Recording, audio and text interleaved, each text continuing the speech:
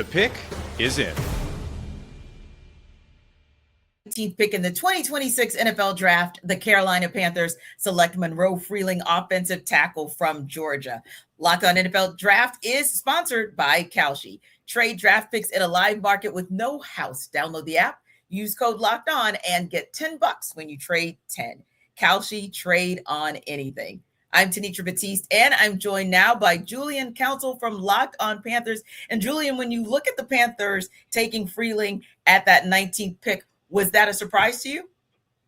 It wasn't a surprise as far as them taking him in particular and taking a tackle. It's only a bit surprising because of who was still on the board. Dylan Thieneman was a player, the safety out of Oregon, who's now a Chicago Bear, who we spent a lot of time talking about and had seen even recently was mocked to Carolina. The Panthers do have a need there at free safety where they could have upgraded over Nick Scott, who started for them last season. And then even Mekhi Lemon, who fell all the way past 19. That was a player who I thought, oh, man, no one would have considered him being available for Carolina if they wanted to go and get a receiver, which certainly was not out of the realm of possibility. But them taking a tackle, that does not surprise me. My preference, honestly, going to this draft, and really the make sense meter was safety, a pass catcher. We'll throw Kenyon Sadiq in there as well, and then tackle. So them taking Monroe Freeling, not surprising at all, considering just the questions that are there long-term at that position. Ike Ekwonu, who he's currently rehabbing from a ruptured tendon. Then you have Rasheed Walker. They signed free agency to be the starter at left tackle. Then on the other side, Taylor Moton, only 2 more years left in his deal. This is about to be year 10. How much does he have left on the tire? So not surprised at all that they decided to go with Freeling, but a little bit that they didn't have Thieneman as a top player on their board at 19. Yeah, and as you mentioned, some shocking turn of events there for even a guy like a Mekhi Lemon being available because of how he dropped on the board. But when you look at Freeling and his background and you look at what he brings to the table, the flexibility, the size, the length, what are some of the other skill sets or some of the other attributes that you like that he brings?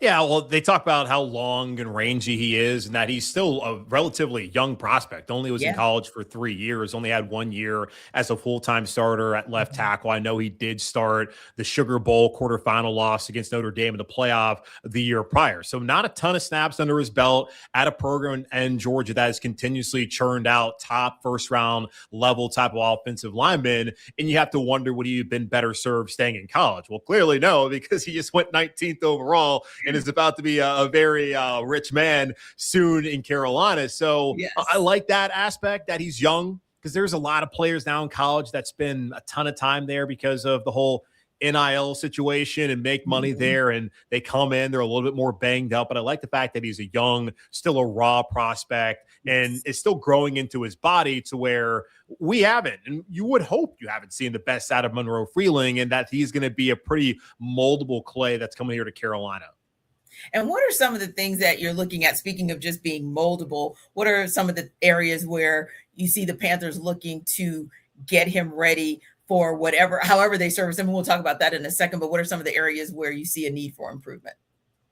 Well, certainly he's got to be better in run blocking. That's the one area that he probably was not the best at Georgia, and that's a team that consistently throughout the years has been really great in run blocking, had really great running backs. That was kind of a weakness for the Dogs this past season. Pass protection, I don't think is that big of an issue. You go back to that first start against Notre Dame, he struggled. Well, that's what's going to happen when you're playing your first start in a college football playoff. So I felt like he was a strength for them this past season. So I just think it comes down to experience. He just does not have a ton of it at this point in time. He made the calculated decision to go into the draft, and it seemed like he had really risen up draft boards to where he potentially could have gone to Cleveland at 6. Of course, they moved back to 9, and they went with Spencer Fano from Utah instead, but he still is a guy who went in the top 20. So he made the right decision, but it's going to be maybe a little bit of time, depending on how things play out here in the next few months, before he's truly ready to be the franchise left tackle for the Panthers.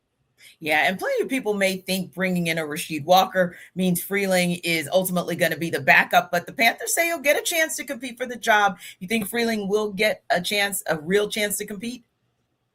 Absolutely. And something people are going to go back to is what Dave Canales, Panthers head coach, had to say a couple weeks back at the NFL owners meetings at the NFC coaches breakfast, that the Panthers are not looking to draft for depth there at 19th overall. So with that being said, you would have thought to yourself, we have Taylor Moton at right tackle. You just brought in Rasheed Walker. So certainly you're not going to take a tackle because that guy's going to be a backup. But you look at the contract.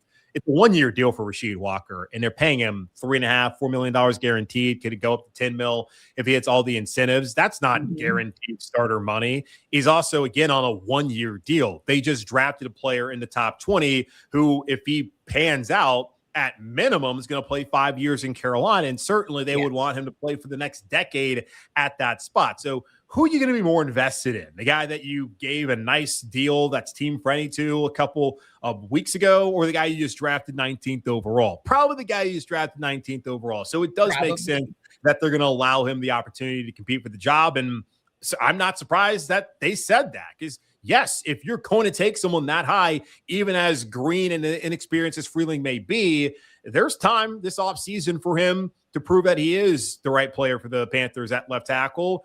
And you have to wonder if Rasheed Walker, why was his market the way it was? The NFL just said, you're worth $3.5 million guaranteed, man. So I think Freeland's going to be worth a lot more than that for Carolina. So we'll see how it pans out, but not a surprise at all that they came out there and already said that tonight. Yeah, it'll be interesting to see how it goes. Appreciate you, Julian. And for more on the Carolina Panthers, subscribe to Locked On Panthers wherever you get your podcasts.